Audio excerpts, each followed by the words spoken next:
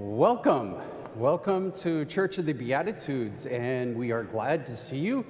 It is still summer, so a lot of our members are traveling out and about, but we are glad that you have chosen to be here with us today, either in person or those of you watching online. If you're watching live or if you're watching at a different time, thank you for having joined us. We realize you have many options in how you use your time, but we are very appreciative that you've chosen to be a part of this. And a special welcome to our guest musician, Trey. Welcome. Yeah. Trey just got back from touring all over the world, and so we booked him. No, I'm just joking, Trey. But Trey, welcome, and thank you very much for being here with us. Janelle. Yeah. I know you weren't out traveling the world this week. Wasn't. But this coming week, what do we have going on? We don't have any travel necessarily. We don't have any travels. But so what do we have available? Except you could travel online. Oh. I'm inviting everyone to go to our website, and specifically to the Faith and Action page. It's under our community tab. And there I've posted a list of all of the school supplies that you all donated to the Maryland school supply drive. It's a lot. You got to go check that out. I've put the list up there and you'll be surprised.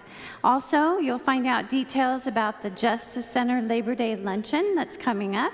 And if you want to sign up for that, please see Jim Meadows or Dean Levine in the back. There he is. If you want to sign up and help, that would be great. That's coming up on Labor Day.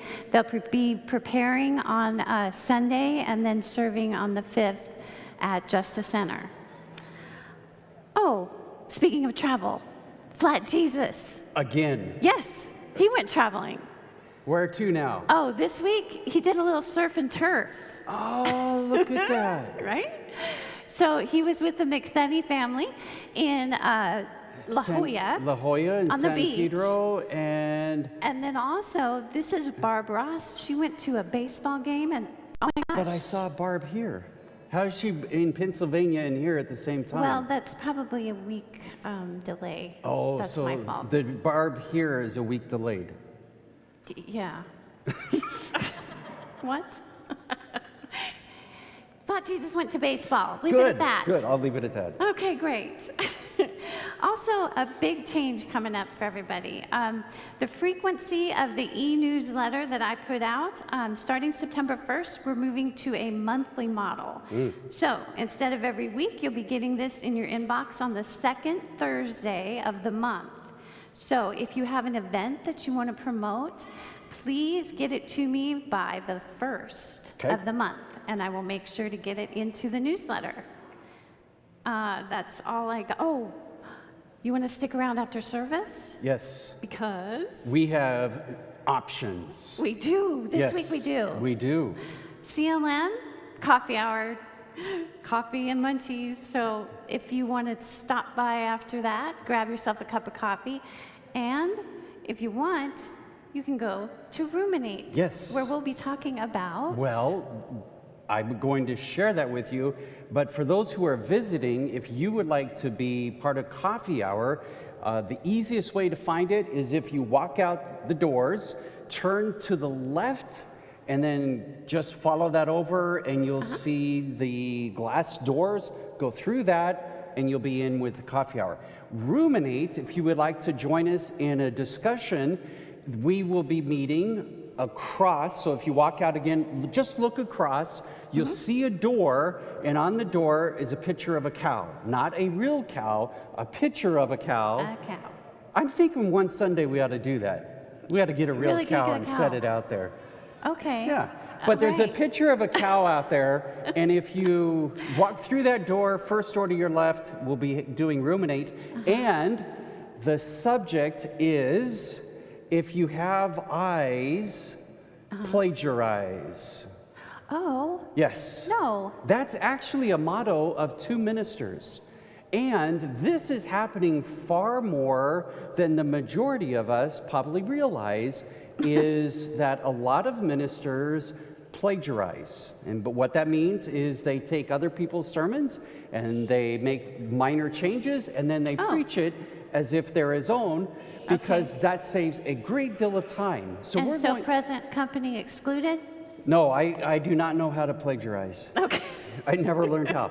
So what it is going to be an interesting discussion is, what are our expectations of church members when it comes to ministers and preaching?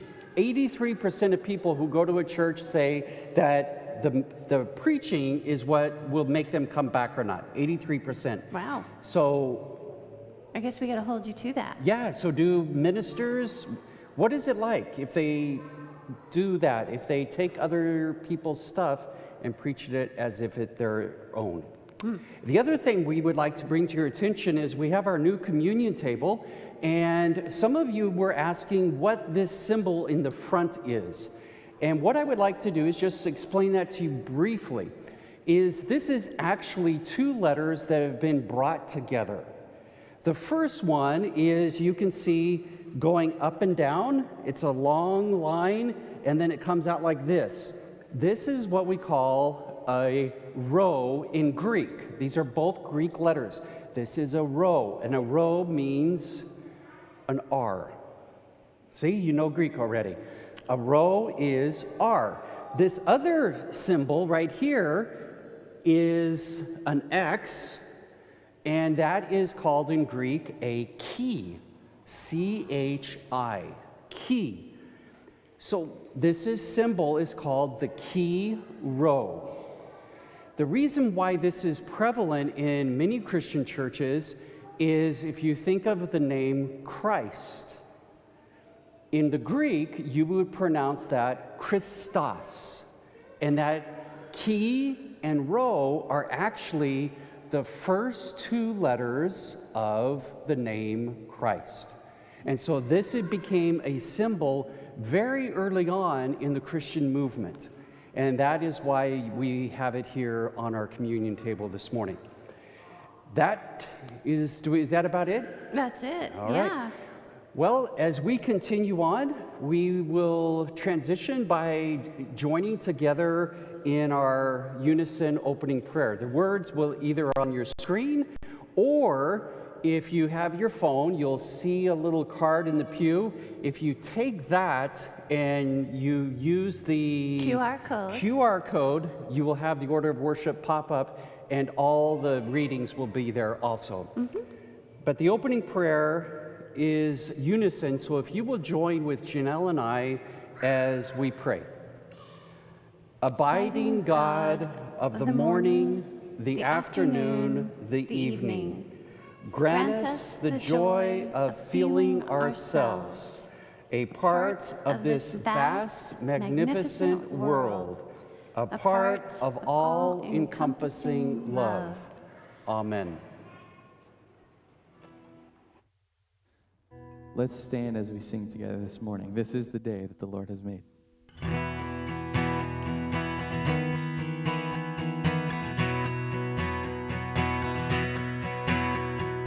This is the day that the Lord hath made, that the Lord hath made. We will rejoice and be glad in it, and be glad in it. This is the day that the Lord hath made. We will rejoice and be glad in it. This is the day that the Lord has made. This is the day that the Lord hath made, that the Lord hath made. We will rejoice and be glad in it, and be glad in it.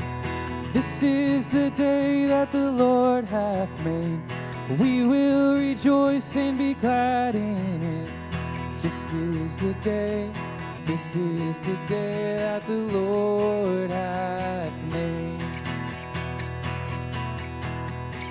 This is the day This is the day that the Lord hath made, that the Lord hath made. We will rejoice and be glad in it, and be glad in it. This is the day that the Lord hath made. We will rejoice and be glad in it. This is the day that the Lord hath made. Be seated. Today we are celebrating communion. And as we celebrate communion, it is an opportunity for us to stop and reflect on the life of Jesus. I think sometimes we can get a perception of Jesus that he was not like us, that he was just this human being that we somehow was different than who we are, didn't have some of the problems that you and I experience. But yet when we really stop and we reflect on the Gospels, we realize that Jesus in his life, if he was trying to be popular, he did not succeed. And the reason why is a lot of the things that he faced were very difficult. For example, we are told in the Gospels that he spent many days and nights in time of just inner turmoil and searching and trying to find a sense of peace. There were other times where I think Jesus got frustrated because he understood that the image of God that the religious leaders were portraying and the image of God that he had were opposed to each other. And so he strived to change that perception so that people would be free to experience a loving and not a judgmental God. The other thing is that he faced was that people turned on him. People that he thought had his back didn't. And then ultimately, he faced death. And so today, we remember Jesus' life in its entirety.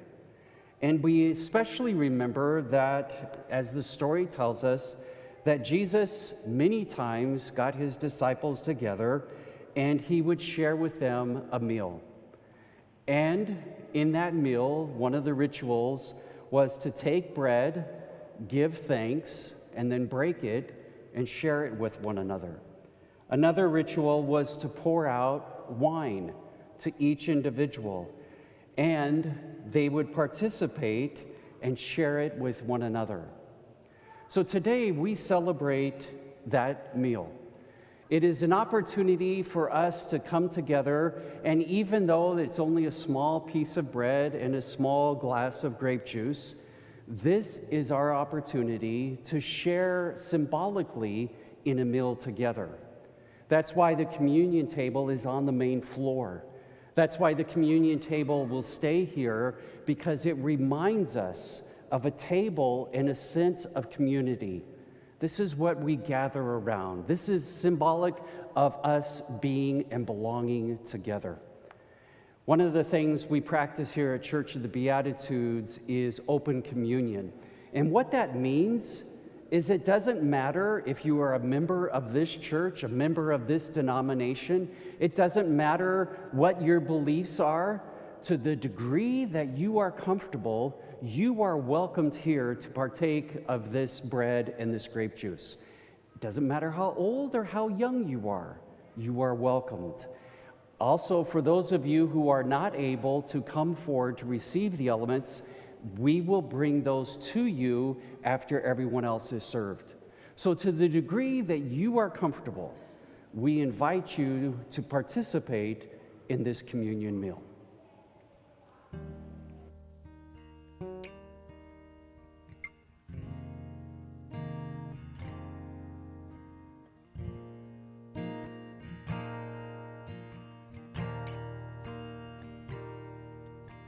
Cause me to come to your river, O Lord. Cause me to come to your river, O Lord. Cause me to come to your river, O Lord. Cause me to come, cause me to dream, cause me to live. Cause me to drink from your river, Lord. Cause me to drink from your river, Lord. Cause me to drink from your river, Lord. Cause me to come, cause me to drink, cause me to live. Cause me to live by your river, Lord. Cause me to live by your river, Lord. Cause me to live by your river, Lord. Cause me to come, cause me to dream, cause me to live.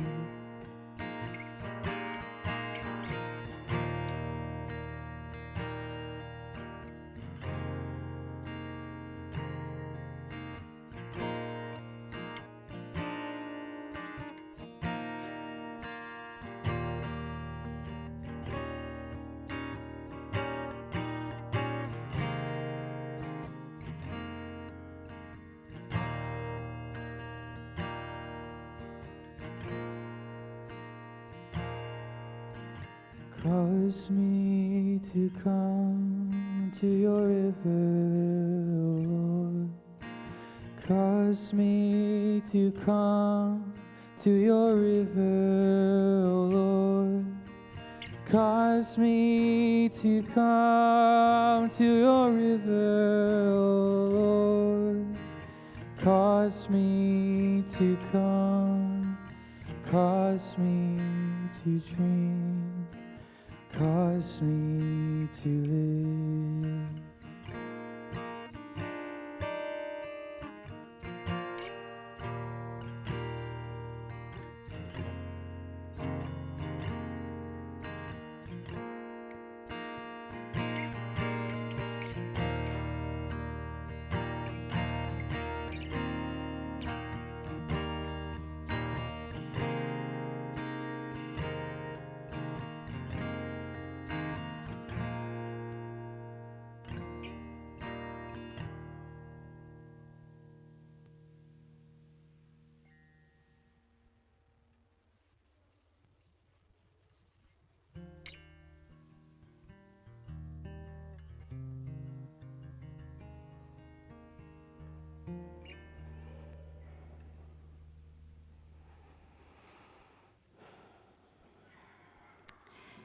Guilt, a negative emotional response associated with the feeling of anxiety occurring when you perceive a specific behavior as wrong.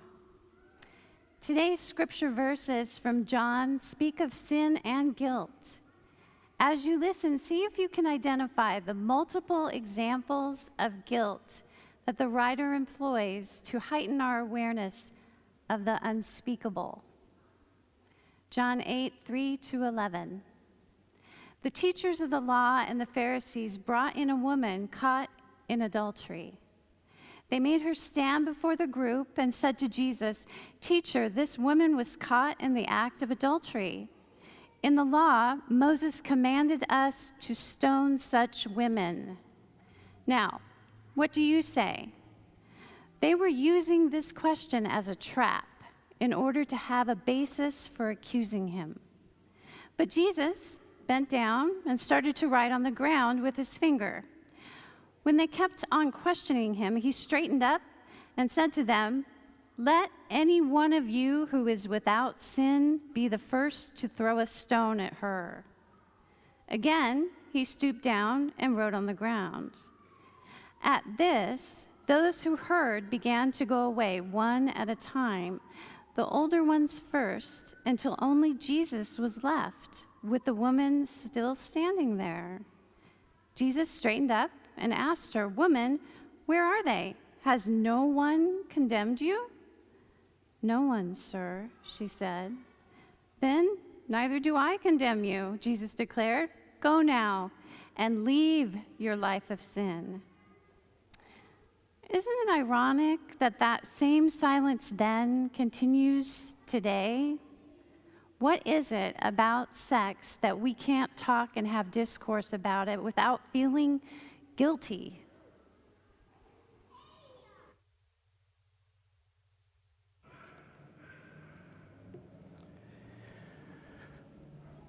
Her name, Maddie. It was my first church I'd ever pastored. I was a little nervous. I was there as an interim. The conference had told me that I was supposed to fill the gap until they got their real minister. Well, I tried. And while there, I met Maddie. And in our conversation, as we got to know each other, she came to the point where she announced that she was going to be getting married. And she wanted to know if I would perform the wedding for her and her fiance. My reply was, well, yes, I'd be more than happy to do that for you. And I said, but one of the requirements that our church has, and at that time I was serving another church other than within the United Church of Christ, it was another denomination, a very fundamental church, because the way I was raised, that was appropriate for me.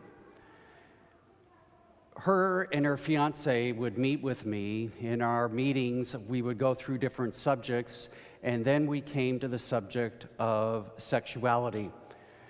And I told them what I had been taught, not only by my parents, but by the church and by my teachers when I was in seminary. And that was, sex was only for marriage. Well, that created a problem, because Maddie and her husband and her fiance, they were living together. And I was so bold to tell them I would do their wedding only if they would promise me that they would no longer have sexual relations until the day of their wedding. I look back at that now, and I am appalled at myself. I could use the excuse that I was just doing what I had been taught. What I did not realize was what I was really doing to her. A few years went by, and I ran into Maddie again. And she shared with me that because of that discussion we had with each other, she eventually found herself in therapy because of the guilt and shame that she was feeling in her life. The promise they had made to me, they never kept. And I was naive enough to think they might.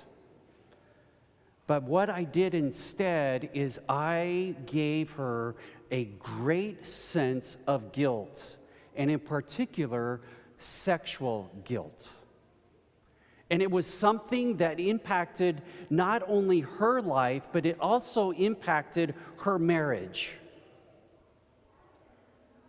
Over time, I realized that what happened to her happens to a lot of people. And it doesn't matter how old you are or how young you are, sexual guilt is a reality. And it's a reality especially in religion. Now, it doesn't matter if you're Christian, if you're Jewish, if you're Muslim. There is a very good chance that through those religions, you will be taught that sex is only for marriage. And that if you were to, in any way, give and follow those sexual impulses that you have, if you were to act on them, then you have committed a sin against God and against that person. Now, this idea is found in the Bible in a particular way of reading the Bible. If you read the Bible in that way, then you will have that principle that you will share, and you will perpetuate the problem of sexual guilt. The challenge that we have is that if we look back at the Bible, the times in which they were living were significantly different than where we find ourselves today. During the time of the Old Testament and the New Testament, couples were married at a very young age. In fact, it was marked by the young lady. Once she became physically able to carry a child, that made her appropriate to be married. Well, the challenge is when that happened, she didn't have a choice in the matter. And this would happen anywhere from the age of 12 to 14. And so there was not a lot of time to deal with your own sexual passions and desires. What has happened today is we are postponing marriage. We are taking marriage, and people, if they are getting married, aren't getting married until their late 20s, and some until their mid-30s. And when that happens, and the church and religions continue to preach that sex is only for marriage, it creates a problem for a lot of individuals. What ends up happening is they have natural, through biology, they have sexual desires. It's part of what it means to be a human being, plain and simple. But the church tells them you cannot act on those feelings, those desires, until you're married. Well, think about the amount of time in today that is the period of time that's going by before people are married. Study was done one time where it said that 95% of people, including Christians, have had premarital sex. And the 5% that say they don't, half of them are lying about it. The reality is, it doesn't matter the way that you are raised. It's happening.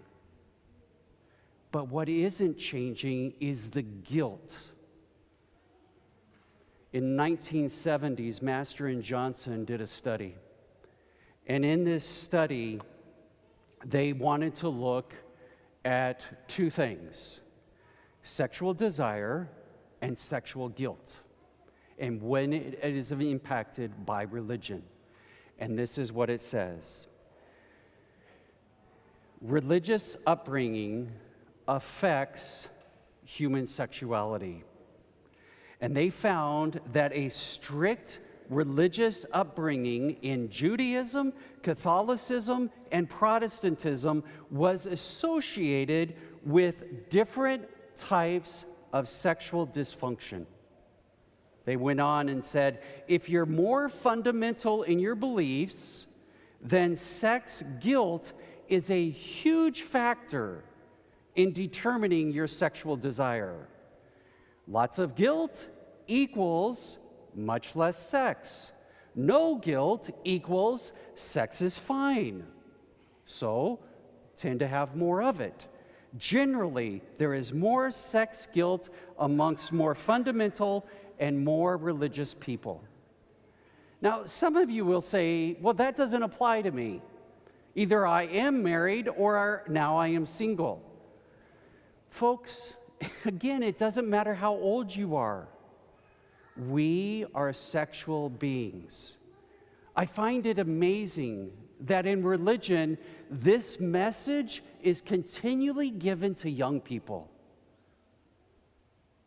But there's a lot of older people who are single, and they still are sexual beings.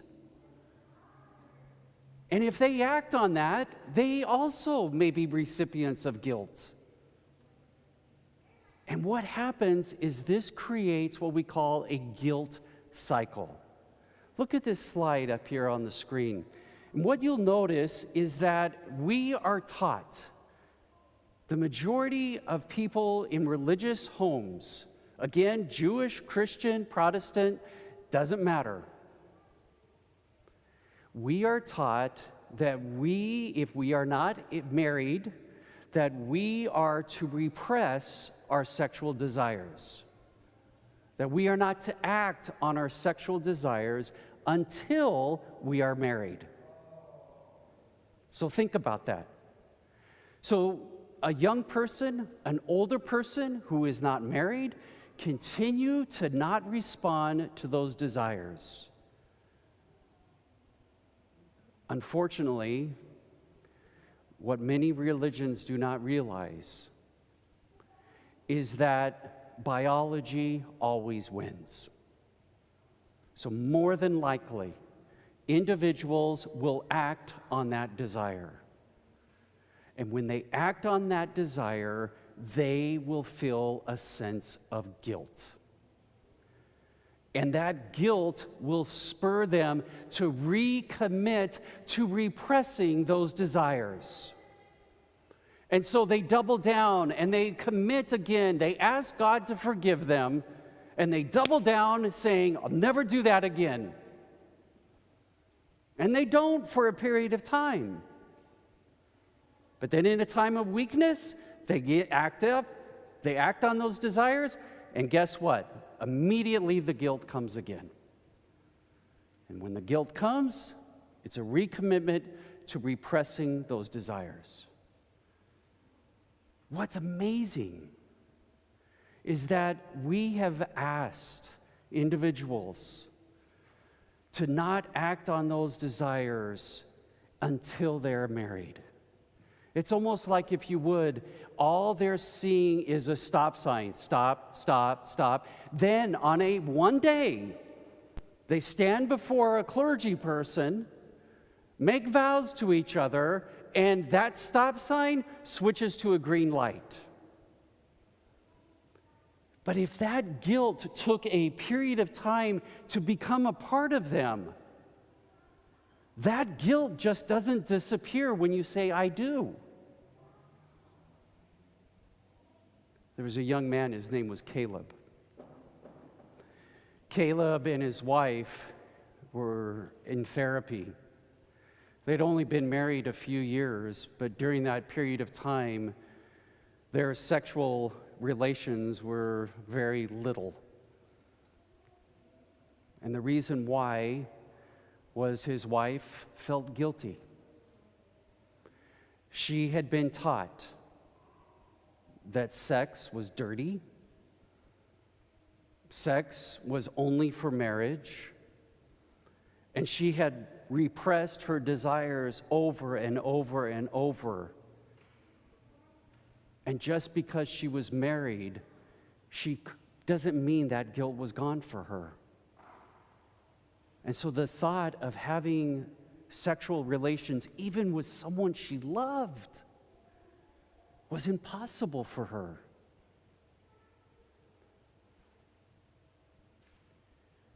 So what does that have to do with us?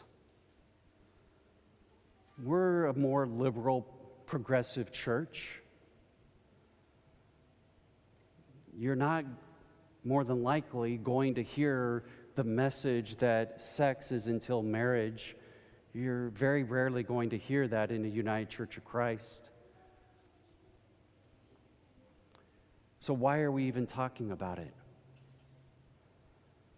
If it's not a reality for us, why even preach a sermon on it? The reality is, more than likely, a significant number of the people that are in this room and are watching online are dealing in some form with sexual guilt. And we don't talk about it. It's amazing to me that more liberal churches, they put time and effort in feeding those who are hungry, caring for those who are homeless. Both of those wonderful things that need to happen in our societies. But yet, when it comes to this part of humanity, we aren't doing very much. Now, some of you would say, well, Church of the Beatitudes, we are open and affirming. That means we accept all people. Doesn't matter by sexual orientation. It doesn't matter by gender. We are open to all people. And not only open, we affirm all people. But we stop there. Individuals who have gotten frustrated with Christianity, individuals who have gotten frustrated with religion in general, and one of the reasons is because they have suffered because of a message that has been taught to them. If they decide that no longer works for them, what are their options? More and more are walking away from religion altogether. That's why we continue to hear the message of, I'm spiritual, but I'm not religious. And what are we doing about it? What's amazing is Jesus gave us an example. In the scripture that Janelle read for us, it's an amazing story that the writer of the Gospel of John actually included it. Remember in communion I said Jesus wasn't always popular? Well, this story, even if it's not true, even if it's not a factual event, this story alone would have made Jesus very unpopular. Because that woman was caught in adultery. By the way, where was the man she was having the affair with? Well, again, remember, this is a patriarchal society. The man probably wasn't even punished. The woman, stoned to death. And notice what Jesus says to her again in verses 10 and 11 of John chapter 8. Then Jesus stood up again and said to the woman, you know, they don't even give you her name. She's just a woman. The only thing we know about her, she's caught in adultery. That's her identity. Jesus says, where are your accusers? Didn't even one of them condemn you? And I would imagine Jesus, as he looked at her, she timidly looked up at him and said, no. And then Jesus spoke these amazing words, neither do I. What's frustrating sometimes is I've heard sermons on this, and some of my other fellow ministers, they want to add on, and rightly so. They add on that phrase when Jesus says, go forth and sin no more. That's what they focus on. Yes, Jesus doesn't condemn her, but he tells her, don't sin no more. Wait until you're married. Don't have sex outside of marriage.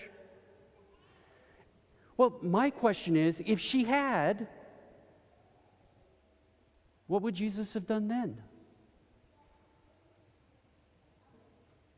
Would Jesus have just said, you know, I gave you a pass once. You did it again, no more passes for you. Stone her. Kill her. That's what the law says. Kill her. I don't think so.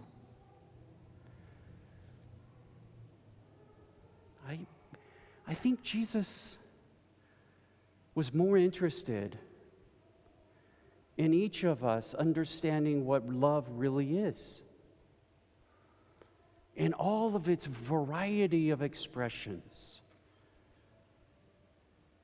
And that's why, to me, churches like Beatitudes are needed. Why?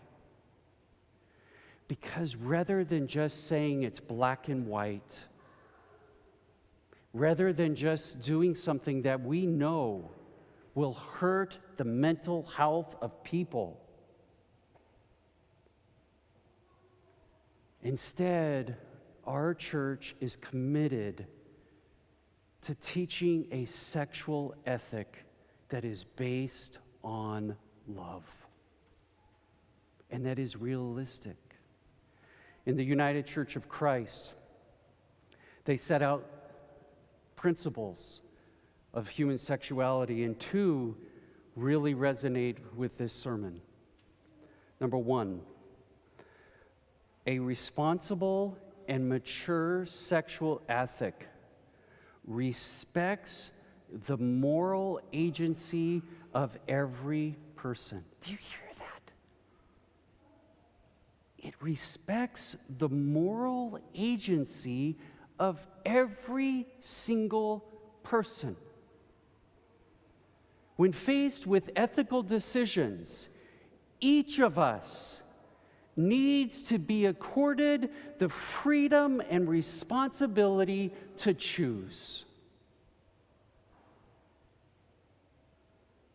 That so ties into Jesus saying, "Neither do I condemn you." But please understand that this principle is not a free-for-all. This is an ethic that is built on love and respect of another person. It understands the importance of maturity. It understands the benefits, but also the hurt that can come from sexual relations. That's why this next principle is so important. The church, at all levels, ought to be a context for discussion about human sexuality. You hear that? The thing we won't talk about. The thing that has given people challenges when it comes to their own mental health. People walking around with guilt and not knowing what to do with it because they have no one to talk to. If they're lucky, they have insurance and they go see a therapist.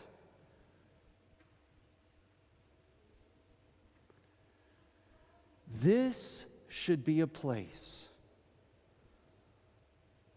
that understands, as we've talked about in the previous sermons in this series, that we take the Bible seriously.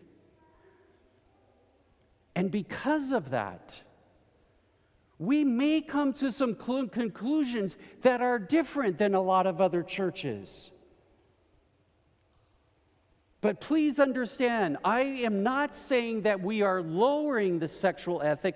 I'm saying let's raise it. And let's not base it on law. Just do or don't. Let's base it on love and respect for each other.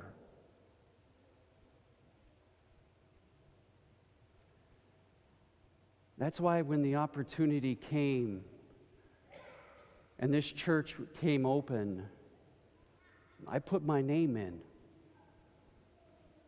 because I wanted to pastor a church that took the Bible seriously and was not afraid to share that with others.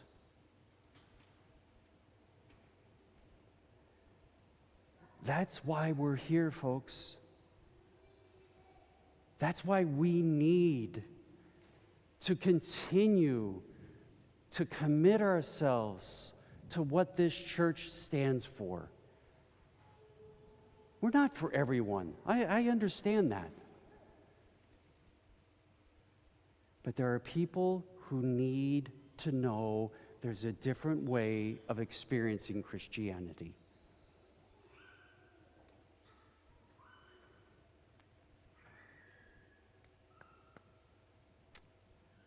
It's pretty exciting when you stop and think about it.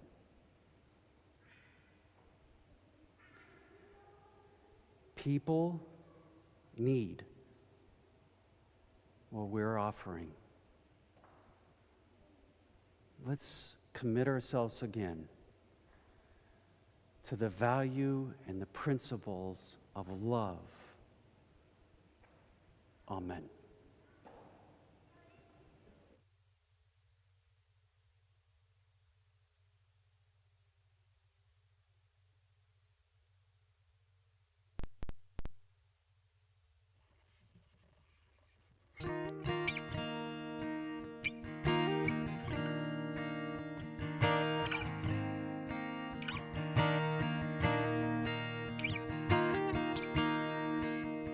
Come now, fount of every blessing, to my heart to sing thy praise. Streams of mercy never ceasing, call for songs of loudest praise. Teach me some melodious sonnet, sung by flaming tongues above. Here's my heart, oh, take and seal it for thy courts above.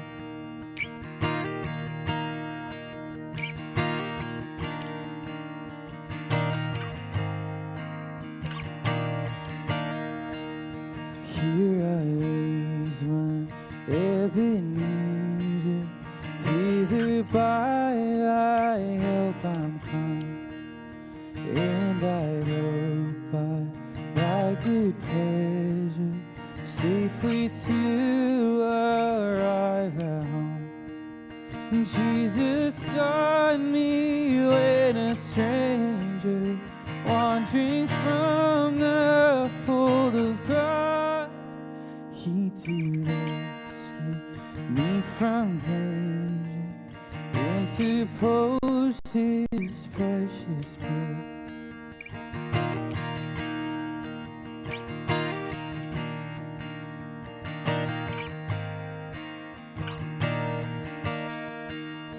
Oh, to grace, how great a debtor daily I'm constrained to be.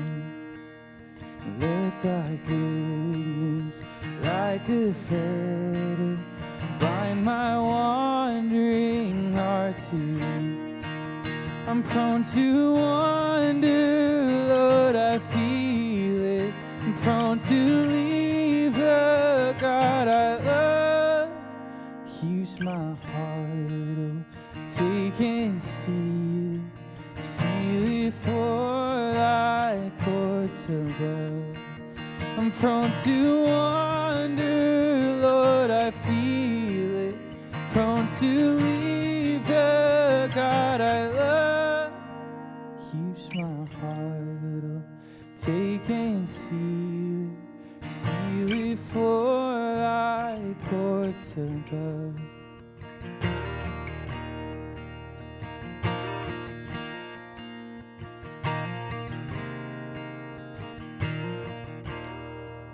So come now, fount of every blessing, tune my heart to sing thy praise.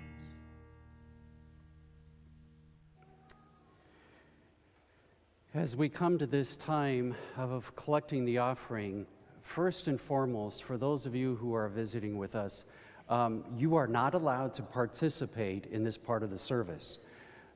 This service is our gift to you. And so we invite you just to sit back and listen to this next song.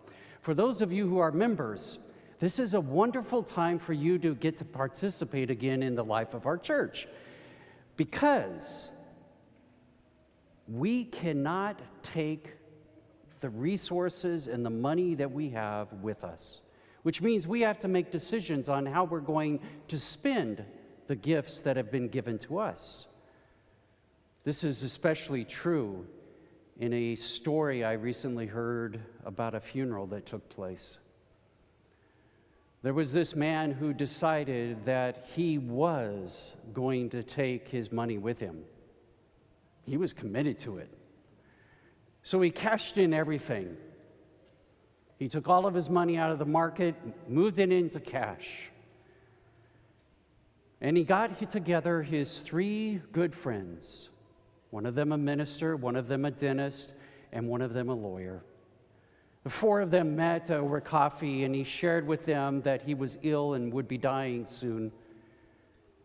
And he reached in and he pulled out a bag and he gave the money to each and every one of them. And he says, I trust you to hold on to this until the day of my funeral. And then on the day of my funeral, I want you to walk by my casket and I want you to drop that money in there so that I can take it with me. I will prove they're wrong. The day of the funeral came. The minister walked up to the casket, acknowledged his friend, and set the money there. The same happened with the dentist. The same happened with the lawyer. From there, they proceeded out to their car, and they were following the hearse to the cemetery. And on the way, the minister looked at his 2 other friends, and he said, I must confess to you. He says, I feel really guilty inside. He said, you know, we've been trying to raise money for an orphanage. I took some of that money and I spent it on it. I hope he doesn't mind. His dentist looked at him and said, well, I must also confess. There was this family that their child needed this procedure that cost a great deal of money, and they had no insurance, no resources. So he said, I took some of that money also and used it to pay for that procedure for that young lady. I hope our friend doesn't care. And the lawyer looked at them both and he said, how dare you? He trusted us, and you defied his trust. And the other 2, kind of taken back, looked at him and said, you mean you didn't spend any money?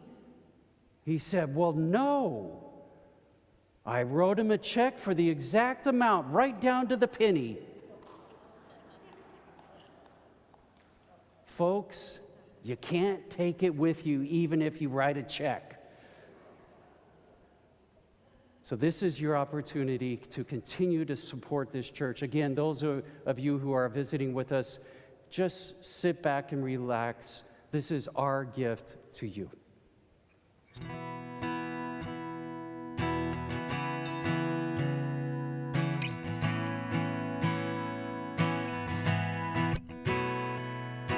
What does it mean to call myself a Christian? What does it mean to live out my faith? I do not think it's a list of do's and don'ts, but that's just not deep enough. It's all about love. It's all about love. It's all about love and the kinds of things that love does. Things like justice and compassion. It's all about love. If you ask me why I'm so drawn to Jesus, if you ask me why I follow Christ, I won't tell you I'm afraid of Judgment Day. That's just not deep enough. It's all about love. It's all about love. It's all about love and the kinds of things that love does. Things like justice and compassion. It's all about love. When I feel lost and everything's uncertain, when I'm not sure what choices to make, these simple words always help me find my way. They're always deep enough. It's all about love. It's all about love. It's all about love and the kinds of things that love does. Things like justice and compassion. It's all about love. It's all about love.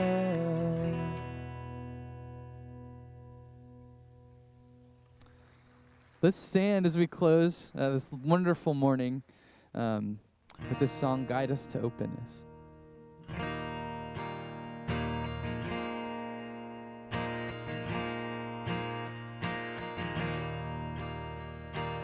Guide us to openness, Spirit of mercy. Aid us in seeking God's justice and grace. Move us to show Christ's compassion through witness. Love offer first and hate to erase. Guide us to openness. Guide us to openness. Let no one ever be shunned or denied.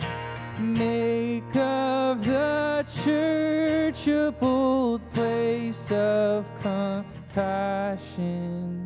and that all who seek you may come and abide.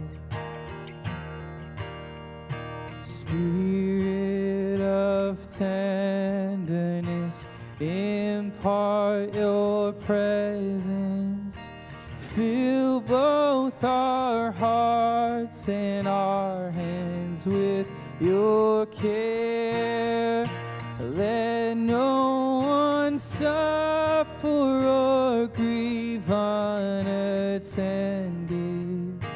Grant us your kindness and warmth here to share.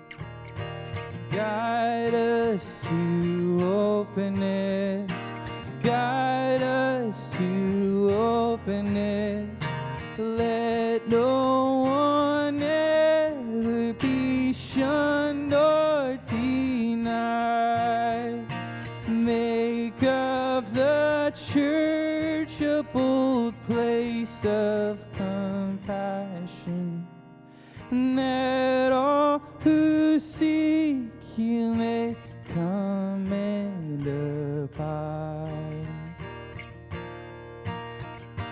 Though there are those who would limit Christ's graces, still we refuse to believe in such lies. For in this time we have made a commitment never to limit love's power or size. Guide us to openness. Guide us to openness.